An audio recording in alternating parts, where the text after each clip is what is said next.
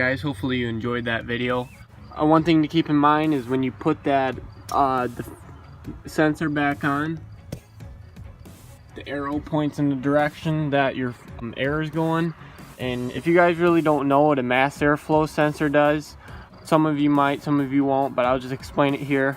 As you can see, when I was cleaning it, there's two little like metal coils in there, and what it does is it pushes a current through those coils, and then it rates how much air is going through the tubes by how well the coils are being cooled. This is what I use to clean that mass airflow sensor. Brought to you by CRC. I'm not really sure what brand this is. I haven't seen it before, but it seemed to work pretty well. I just picked it up from our local auto parts store. And basically just any type of cleaner for your mass airflow sensor should work just fine. It says proven to gain 4 to 10 horsepower at the wheels. So it just goes to show that the mass airflow sensor really does play a big part in your engine's performance.